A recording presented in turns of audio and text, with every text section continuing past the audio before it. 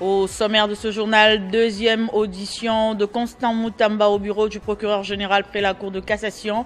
Le ministre d'État est accusé des détournements présumés de 39 millions de dollars destinés à la construction d'une nouvelle prison à Kisangani. Commémoration du 25e anniversaire de la guerre de 6 jours, différentes personnalités sociopolitiques ont assisté à l'avant-première du documentaire sur ce génocauste. Et en dehors de nos frontières, l'interdiction des diffusions des sites pour adultes en France suscite des réactions tant du côté des utilisateurs que des autorités françaises qui semblent en désaccord à ces sujets.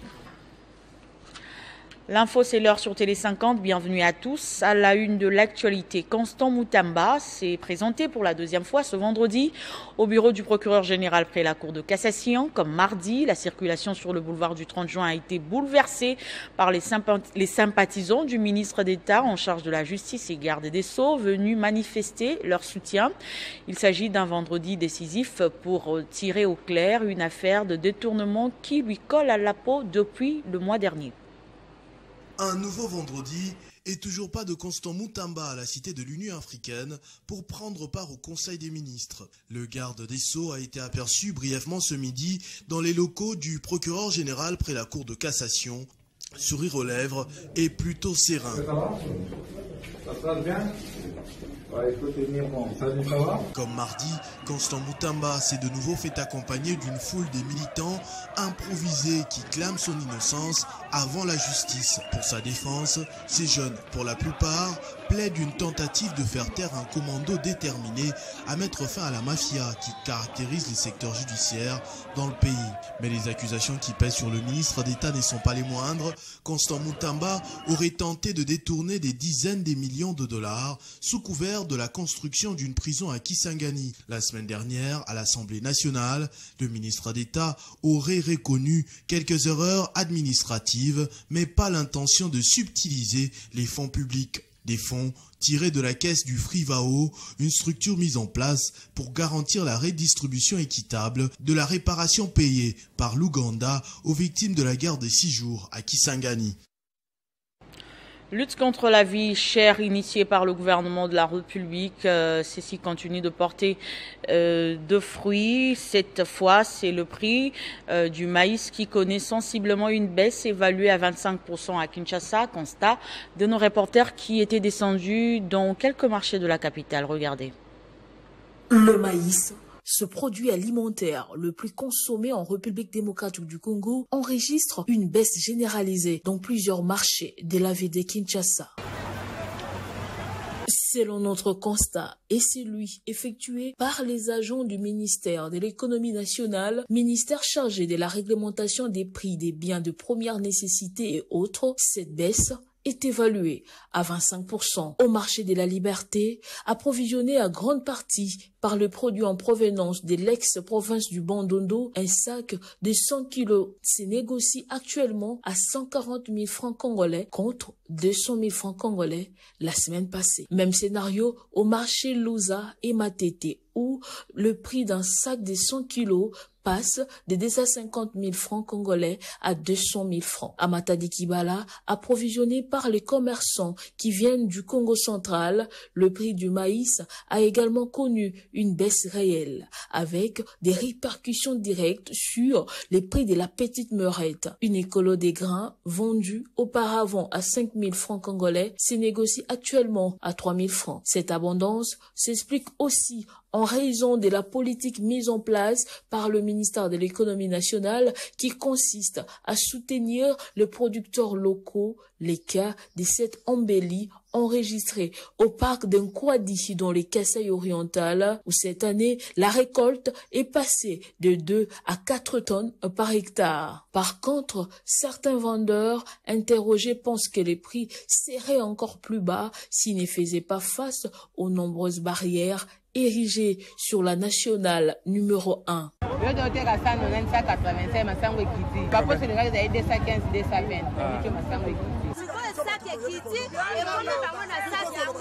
Le ministère de l'économie nationale qui mène la lutte contre la vie chère veut capitaliser cette performance de producteurs locaux dans le but de réduire sensiblement la dépendance aux importations en farine de maïs.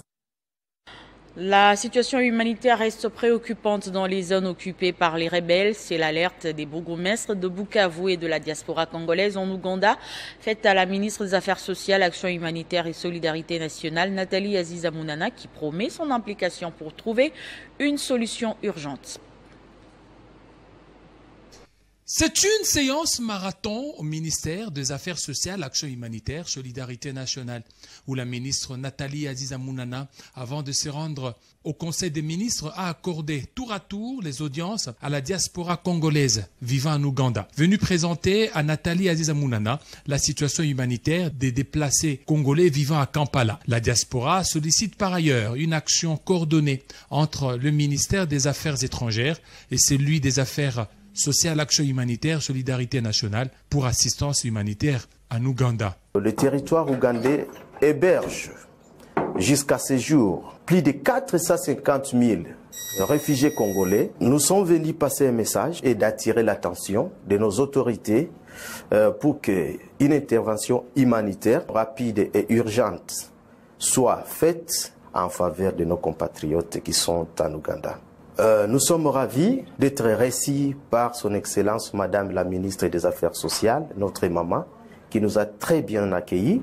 Nous lui avons passé les messages et il nous a promis qu'il va aussi partager avec ses collègues du ministère des Affaires étrangères et voir ensemble comment ils peuvent coordonner cette action en faveur de nos compatriotes qui sont en Ouganda. S'en est suivi les tours de 3 bourgmestres des communes de Kadutu, Ibanda, Bagira, de la ville de Bukavu, venus solliciter de Nathalie Aziza Mounana l'assistance humanitaire en faveur des sinistrés et des victimes des incendies de la ville. Nous sommes là depuis presque 3 mois et nous voudrions solliciter à travers la ministre des Affaires sociales une prise en charge du gouvernement de notre pays par rapport à notre présence ici à Kinshasa. La deuxième chose, c'est un plaidoyer pour nos populations que nous avons laissées, une situation qui nécessite une intervention de l'État. Parce que le ministère a ses canaux officiels aussi pour faire arriver l'aide à ces populations-là. Toutes ces 2 délégations ont reçu un écho favorable de la part de la ministre Nathalie Aziza Mounana et promet son implication, selon les prérogatives de ses compétences, pour une réponse humanitaire adéquate. Je l'annonce au sommaire, différentes personnalités sociopolitiques ont assisté à l'avant-première du documentaire sur le Génocoste qui, oui, on parle de la guerre de 6 jours de Kisangani, une guerre entre l'armée rwandaise et ougandaise sur les minerais de Kisangani 25 ans après. Les stigmates sont encore visibles comme on peut le voir dans ce film. Je peux exprimer un sentiment de désarroi et de frustration interne et profonde après avoir suivi ce documentaire, ce film.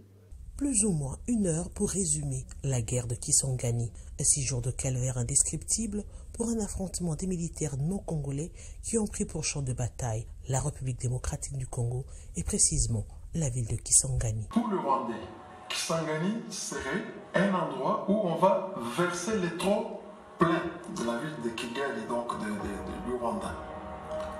Verser qui? Ce sont les Rwandais qui devraient venir habiter ici. L'initiative ici fait partie des priorités. Oui, raconter l'histoire permet aux Congolais de s'approprier l'identité de cette nation. Mais avant la projection de cette œuvre de l'Agence d'Ivoire internationale dédiée à honorer les victimes d'un conflit sanglant, resté trop longtemps dans l'oubli, tout en ouvrant la voie à une justice encore trop lente à se dessiner. Lors de l'invention du territoire national par les armées ougandaises et rwandaises, plusieurs dommages ont été causés, touchant aussi bien l'intégrité physique, morale et psychique de la population, mais aussi la destruction des infrastructures, tant publiques que privées. Le coordonnateur du Fonds spécial de réparation et d'indemnisation aux victimes des activités illicites de l'Ouganda, Frivao, structure mise en place par le gouvernement congolais depuis 2019 pour indemniser les victimes grâce au fonds des dédommagements versés par l'Ouganda issu de sa condamnation par la Cour internationale de justice, a, dans son allocution introductive, qualifié cette histoire tragique d'une plaie restée ouverte. À ce jour, on peut le dire, la voix soulevée et les Congolais ont eu droit de connaître cette histoire. Au Lualaba, le travail abattu par la gouverneure Fifi Masuka inspire plus d'un visiteur en marge de la 12e conférence des gouverneurs qui réunira l'exécutif national et les gestionnaires de toutes les provinces. Et déjà présent, le gouverneur à l'intérim du Kasaï oriental a apprécié à sa juste valeur la qualité des ouvrages construits par Marie-Thérèse Masuka. Regardez.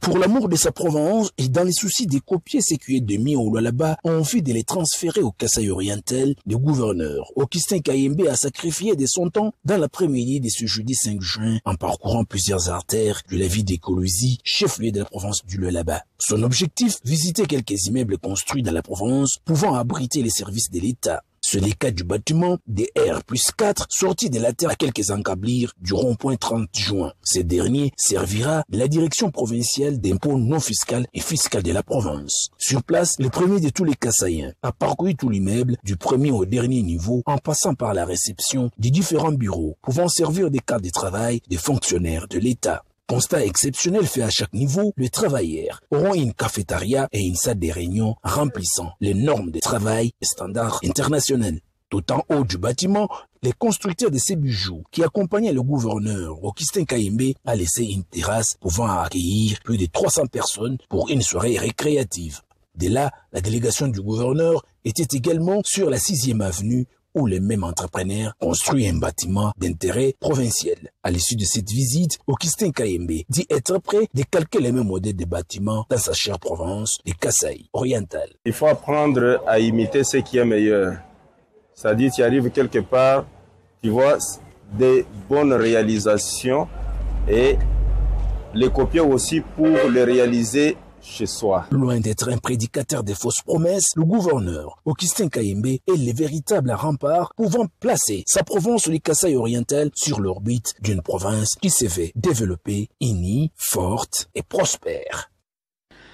La gouverneure du Lualaba, Marie-Thérèse Masuka Saini, a fait une visite d'inspection de plusieurs chantiers lancés sur la ville de Kolwezi. Tous ou presque sont déjà à terme. C'est le constat qu'elle a fait personnellement. Mercredi 4 juin. Il est 8h30. Loin de son bureau climatisé sous un froid hivernal, la gouverneure du Lualaba retrousse les manches et se lance sur une itinérance des visites des chantiers réalisés à travers la ville de Kolwezi et sa périphérie. Première étape, l'aérogare modulaire de Kolwezi, un chantier d'une fierté impressionnante, digne d'un aéroport international. Sur place, le constat est appréciable. Les engins tournent à plein régime pour transformer très rapidement l'image de ce site avec du béton armé d'une épaisseur de 26 cm. Seconde étape de la visite, la cité de la commune, érigée dans la commune de Dilala. C'est un centre de formation professionnelle qui a été construit pour encadrer les jeunes de la province. Il est doté des dortoirs et des salles d'apprentissage. L'autorité provinciale a pris le temps d'apprécier l'ouvrage qui sera bientôt inauguré par le chef de l'État. Troisième étape, l'Institut supérieur pédagogique de Kolwezi. Pour une première dans l'histoire du Lualaba, cette institution universitaire a ses propres infrastructures, composées de 6 auditoires et un amphithéâtre. L'ISP Kolwezi accueillera plus ou moins 700 étudiants à qui Marie-Thérèse Masuka Saini offre des meilleures conditions d'études concurrentielles à celles des autres universités du pays.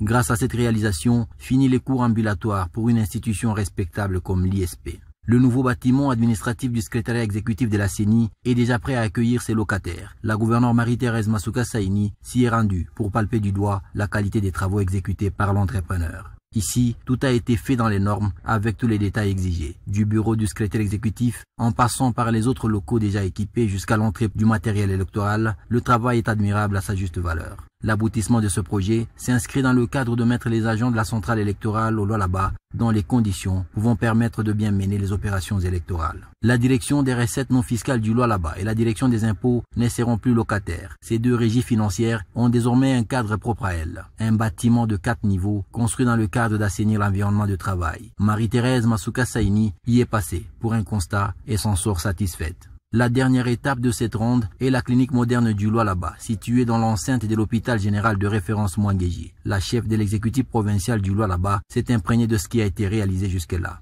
Cette structure sanitaire est déjà équipée de lits de malades et d'autres matériels.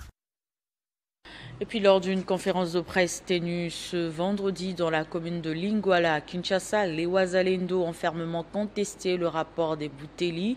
Le député de Massissi, Didier Kamundu, a critiqué ce document dénonçant une campagne de désinformation visant à nuire l'image de Wazalendo. Depuis début mai 2025, les Wazalendo sont la cible d'une campagne de diffamation et de criminalisation au niveau international et national. Les Wazalendo se déclarent prêts à défendre leur patriotisme face aux attaques d'un système impérialiste qu'ils accusent de vouloir le mettre à genoux.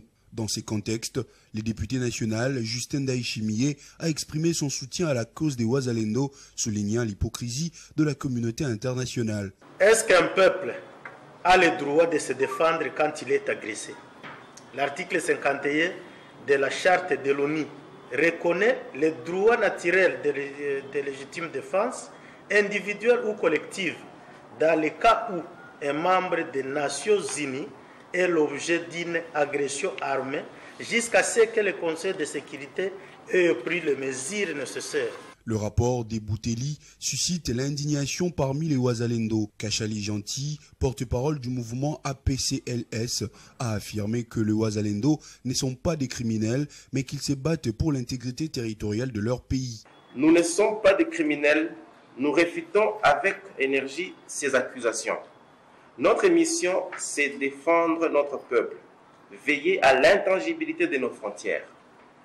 Nous exigeons le droit à la défense quand on est agressé par le troupe venant de l'extérieur. Enfin, le député provincial Ngarouye Mouozi Emmanuel a déclaré que le Wazalendo barre la route aux ennemis de la République, cherchant à provoquer la balkanisation du territoire. Ces victimes-là, qui ont tout perdu, mais qui ont l'amour de leur pays, se disent « avancer c'est mourir ». Reculer, c'est mourir, il vaut mieux avancer et mourir. La conférence s'est déroulée par une séance des questions-réponses avec la presse nationale. Campagne de réarmement moral des cadres et militants de la FDCA. Le message de l'autorité morale de ce regroupement politique, le professeur Modeste Bahati Lukwebo à Lubumbashi, a été rappelé à la base de la FDCA de Likasi. Soutien au chef de l'État, Félix Tshisekedi, en cette période de crise sécuritaire et soutien au processus de paix initié par le président de la République sont là les grandes lignes de ce message.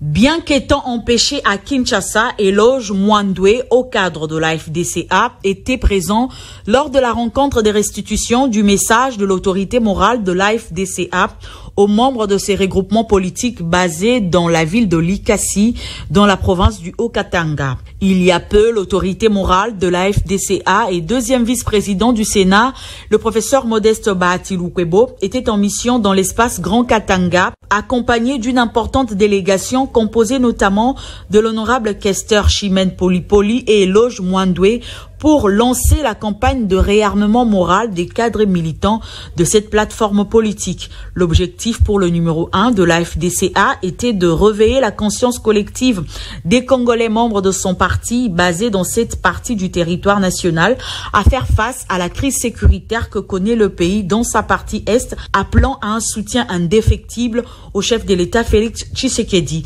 Dans son allocution, le professeur Modeste Bahati a aussi souligné l'engagement de sa famille politique à soutenir le processus de paix initié par le chef de l'État. Maître Joé Niembo et l'ingénieur Franck Zezibanga, respectivement vice-président et secrétaire exécutif de la FDCA, Likasi, qui était témoin à Lubumbashi pour représenter la FDCA, Likasi, ont fait la restitution à la base de Likasi.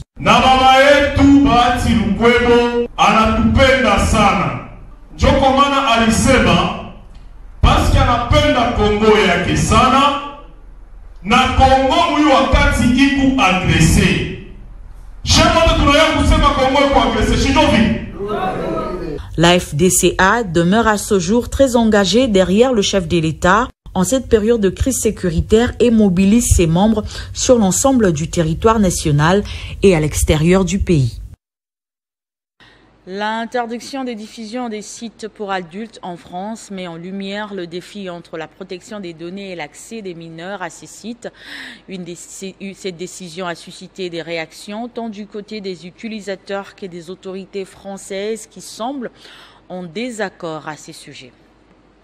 L'interdiction des sites pour adultes en France, comme Pornhub, YouPorn ou RedTune, a un impact direct sur des millions d'utilisateurs. Désormais, l'accès à ces plateformes est bloqué pour une partie du public français, une mesure qui bouleverse les habitudes des consommations. À terme, cette décision pourrait redessiner le paysage de la pornographie en ligne dans l'Hexagone, poussant les internautes vers un marché plus éclaté ou vers des alternatives légales si elles viennent à émerger. Du côté des autorités, la réaction est favorable. Le ministère de la Santé et de la Prévention a salué la décision de Pornhub, y voyant la preuve que les contraintes réglementaires peuvent porter leurs fruits. Chez les utilisateurs, les avis sont partagés. Sur les réseaux sociaux, certains regrettent la disparition d'une plateforme qu'ils jugeaient fiable et bien encadrée, dénonçant ainsi des lois jugées trop strictes. Quant aux professionnels du secteur, ils suivent la situation avec inquiétude, car après la France, d'autres pays européens pourraient suivre le même chemin, menaçant à terme la viabilité économique des géants du porno en ligne. Le retrait des Pornhub du marché français marque un tournant dans la régulation de la pornographie sur Internet. Il illustre les tensions croissantes entre les géants du numérique et les États, décidés à reprendre le contrôle d'un secteur longtemps laissé en marge de cadres législatifs classiques. En sport pour finir, après avoir été suspendu par le staff technique des Léopards de la RDC, Ngalael Moukau a réagi publiquement pour essayer de calmer la tempête. Dans un communiqué, le sociétaire de Lille a précisé qu'il tenait à prioriser sa santé après avoir ressenti une gêne à la cheville lors d'un match contre Reims. Ngalael Moukau a également indiqué que des fausses déclarations ont été faites concernant sa disponibilité pour la sélection, ce qui l'a amené à réagir pour clarifier la situation et rassurer son public sur son engagement pour la RDC. Ce journal est terminé, place au rappel de titres. Deuxième audition de Constant Moutamba au bureau du procureur général près la Cour de cassation. Le ministre est accusé des détournements présumés de 39 millions de dollars destinés à la construction d'une nouvelle prison à Kisangani. Commémoration du 25e anniversaire de la guerre de 6 jours, différentes personnalités sociopolitiques ont assisté à l'avant-première du documentaire sur ce génocide. L'interdiction des diffusions des sites pour adultes en France suscite de réactions tant du côté des utilisateurs que des autorités françaises qui semblent en désaccord à ce sujet. Merci de votre attention soutenue et restez fidèles au programme de Télé 50.